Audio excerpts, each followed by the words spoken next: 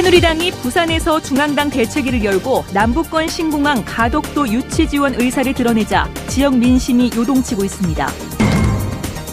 대구시장 후보들의 분야별 공약을 비교 점검하는 시간, 오늘은 후보들의 지역 문화 정책과 공약을 살펴봅니다. 선거일이 공휴일이고 내일부터 사전투표도 실시되지만 투표를 제대로 할 수 있을지 걱정하는 직장인들이 적지 않습니다. 6.4 지방선거 열전 현장을 가다 오늘은 여당 후보와 무소속 후보가 각축을 벌이고 있는 청도군수 선거 현장으로 가봅니다. 네, 계속해서 대구 경북 소식 전하겠습니다. 새누리당 지도부가 부산 지역 표를 얻기 위해 남북권 신공항 가덕도 유치 의사를 노골적으로 드러내자 지역 민심이 분노하고 있습니다. 지방선거가 막바지에 이른 가운데 신공항 돌풍이 새로운 정치 이슈로 떠오르고 있습니다. 박재형 기자가 보도합니다. 새누리당 지도부가 어제 신공항 후보지인 부산 가덕도 현장에서 중앙선대위 회의를 개최하고 가덕도 유치를 위한 결의문까지 낭독한 사실이 알려지면서 지역 민심도 크게 동요하고 있습니다. 6.4 지방선거 승리를 다짐하는 새누리당 중앙선대위 회의를 부산 시민의 염원이 담긴 이곳 가덕도에서 열리게 된 것을 큰 의미 있게 생각합니다. 지역 시민사회단체들이 앞다퉈 새누리당 지도부를 비난하는 성명을 발표했습니다. 마치 한 지역이 결정난 것처럼 이렇게 얘기를 하는 것을 보면서 우리 대구 경북민들은 분노하지 않을 수 없고 대구 경북 시민들에 대한 어떤 도발이다 생각이 되고요. 대구 시민들을 봉으로 여기는 오만 불순한 행위에 대해서 강력한 시민들의 심판이 필요하다고 생각을 합니다. 이처럼 격앙된 반응이 지역 정치권과 시민사회단체 등에서 터져나오면서 남북권 신공항이 선거 전 막판 변수로 떠오르고 있습니다. 지역 새누리당에는 비상이 걸렸습니다. 대구 지역 국회의원들이 중앙당을 비난하는 성명을 발표하고 경북도당도 성명을 내놓는 등 진화에 나서고 있지만 곤혹스러운 표정을 감추지 못하고 있습니다. 지역 새누리당 내에선 부산표 얻으려다 자칫 대구마저 잃는 최악의 결과가 나올 수도 있다며 전전긍긍하고 있습니다. 세월호 침몰 사고로 움찔했던 선거 판세가 새누리당의 가덕도 신공항 도발로 다시 요동치고 있습니다. MBC 뉴스 박재영입니다. 지방선거일은 임시 공휴일이지만 직장 때문에 투표를 하지 못하는 유권자들이 생각보다 많을 것으로 보입니다. 그래서 내일과 모레 이틀 동안 사전투표가 실시되는데 이마저도 제대로 할 수 있을지 걱정하는 직장인들이 적지 않습니다. 양관희 기자가 보도합니다. 병원에서 일하는 이 간병인 노동자는 지난 지방선거 때 투표를 할 수 없었습니다. 환자를 24시간 돌보느라 병실을 비울 수 없었기 때문입니다. 보호자가 와서 그 시간대에 대해서 투표를 하게끔 배려를 해서 그 시간을 비워주는 사람이 잘 없어요. 우리가 요구하기도 힘들고. 비정규직 보육교사도 투표권을 누리지 못하는 경우가 허다합니다. 하루 12시간씩 주 6일을 일하기 때문입니다. 월요일부터 토요일까지 일하는 게 보편적이라서 이제 원장님의 권한에 따라 조금 달라질 수도 있긴 한데 이제 투표하기는 좀 많이 어려운 상황입니다.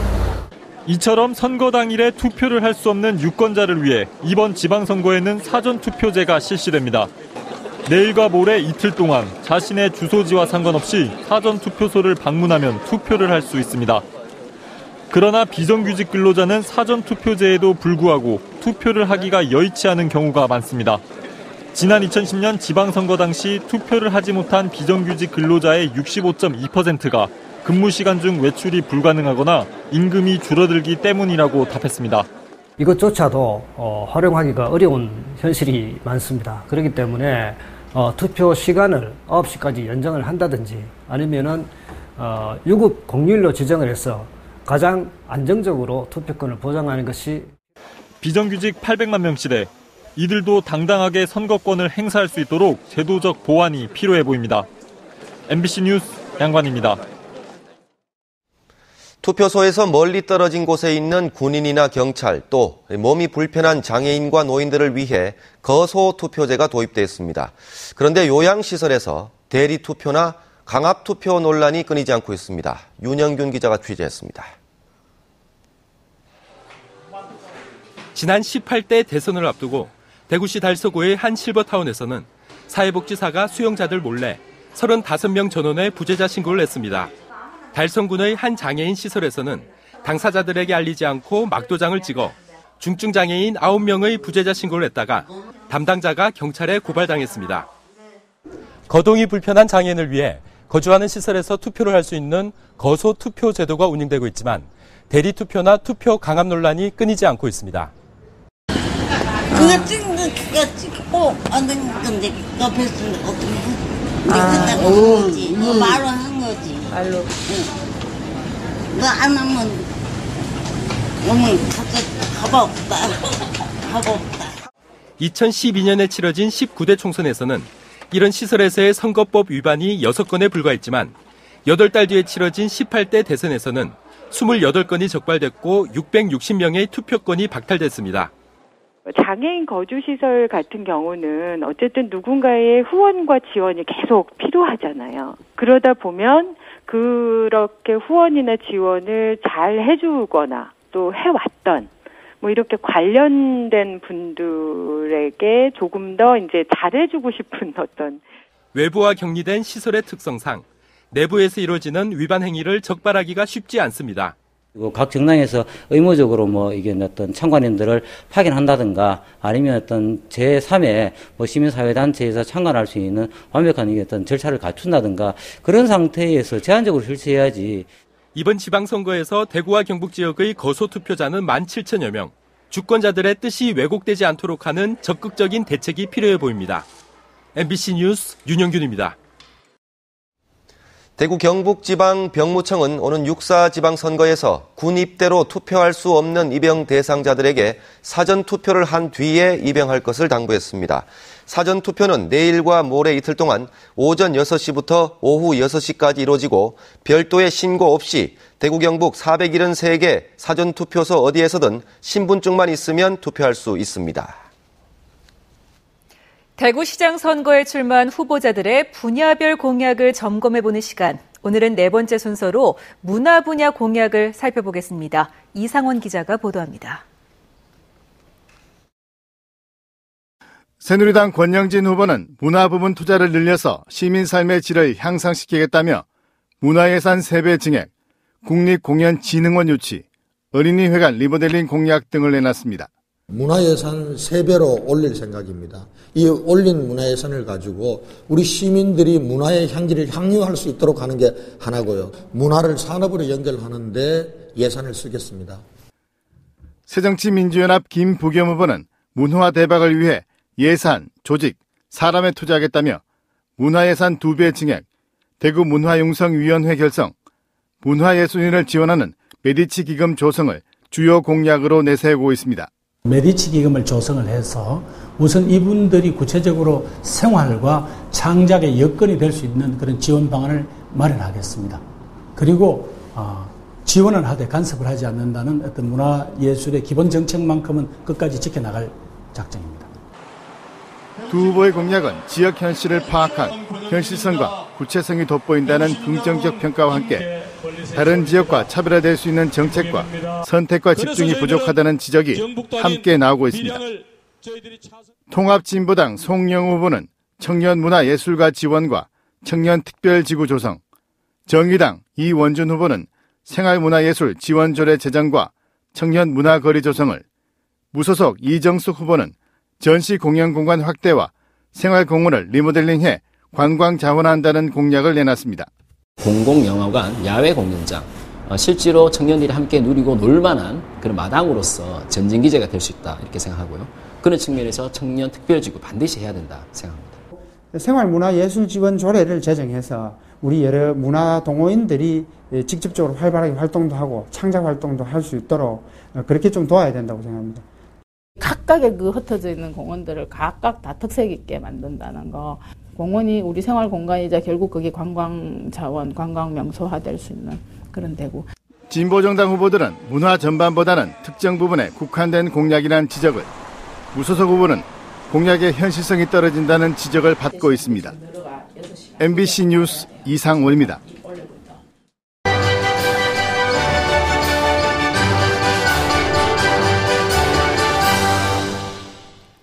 6.4 지방선거에 출마한 후보들을 소개하고 공약을 점검해보는 열전 현장을 가다 순서입니다. 오늘은 현직 군수의 불출마로 무주공산이 된 상태에서 여당 후보와 무소속 후보가 각축을 벌이고 있는 청도 군수 선거 현장으로 가봅니다. 도성진 기자입니다. 청도 군의원과 청도 농협장을 거친 새누리당 이승률 후보는 다양한 경험과 여당의 조직력을 강점으로 삼고 있습니다. 노인복지를 최우선 공약으로 내걸고 대구권 광역전철 청도 연장, 항공바이오공단 조성, 대학 유치 등으로 사람과 돈이 몰려오는 경영행정을 펼친다는 각오입니다. 30만 평 규모의 산업단지를 조성하고 대기업과 항공기내식 국제기업을 유치하여 좋은 일자리를 만들고 100억 기금 조성으로 어르신 공경재단을 설립해 어르신을 잘 모시고. 이에 맞서 경북 도의원을 지내고 대학에서 복지학 강의를 하는 무소속 김화수 후보는 복지 전문가로서의 인물론을 내세우고 있습니다. 역시 30% 이상인 노인을 위한 일자리 창출과 공단 조성을 최우선 공약으로 내걸고 새마을 엑스포 개최, 광역권 전철망 청도 연장, 임대형 전원주택단지 건설을 통해 살기 좋은 감동복지를 강조합니다. 사회적 기업에 참여해서 소득 증대가 있어야만이 그들의 편안한 삶을 보장할 수 있을 것 같습니다. 그리고 청도에 대규모 산업단지를 건설해서 다시 젊은이들이 되돌아올 수 있는 보배로운 땅 만들도록 하겠습니다.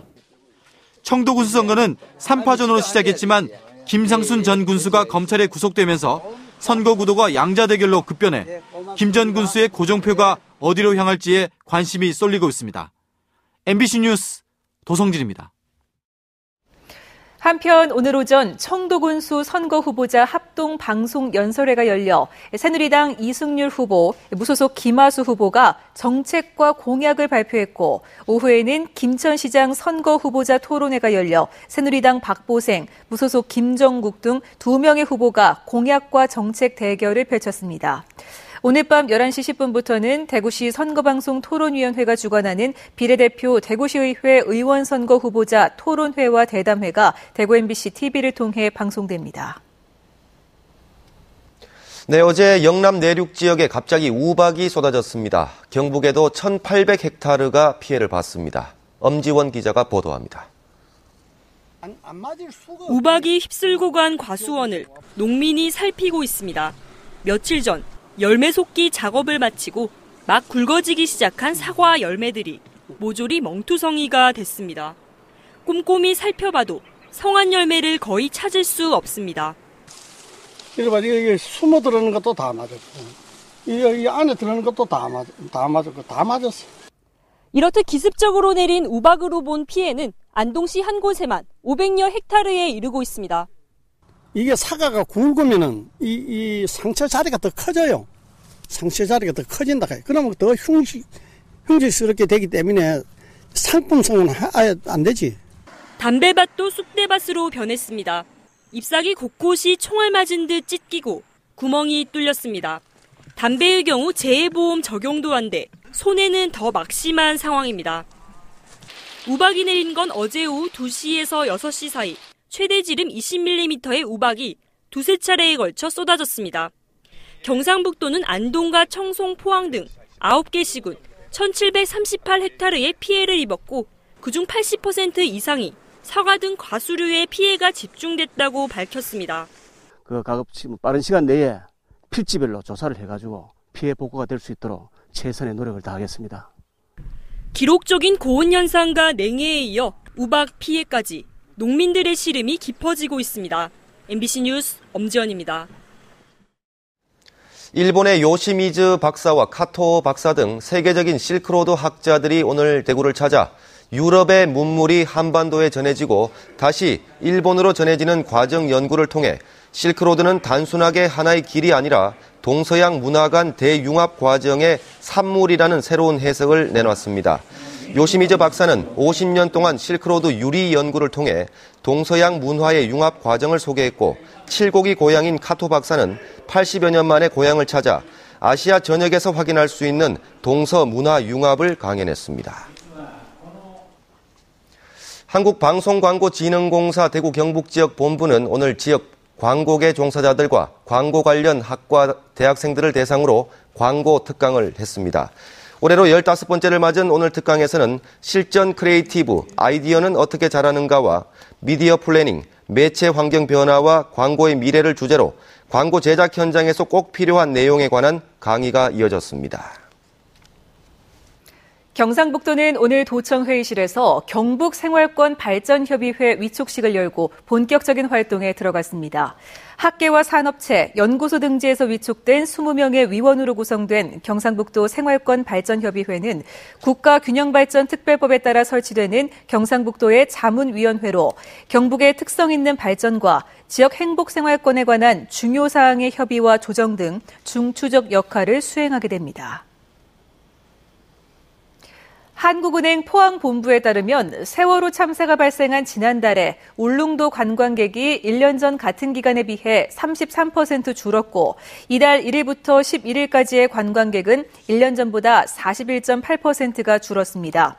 같은 기간 독도 관광객은 50.5%가 줄었는데 관광객 유치를 위해서는 여객선 안전 점검을 통한 신뢰 회복이 필요하다고 한국은행은 밝혔습니다. 구미시는 구미 지역 인구가 지난해부터 월 평균 120여 명씩 늘어나면서 어제 날짜로 42만 14명을 기록해 42만 명을 돌파했다고 밝혔습니다. 구미 지역 인구는 지난 2010년 40만 명을 돌파한 이후 해마다 증가 추세에 있습니다. 구미 시민의 평균 연령은 35세로 30대 이하가 전체 인구의 58%를 차지하면서 젊은 층 인구 유입이 다른 지역에 비해 두드러지고 있습니다.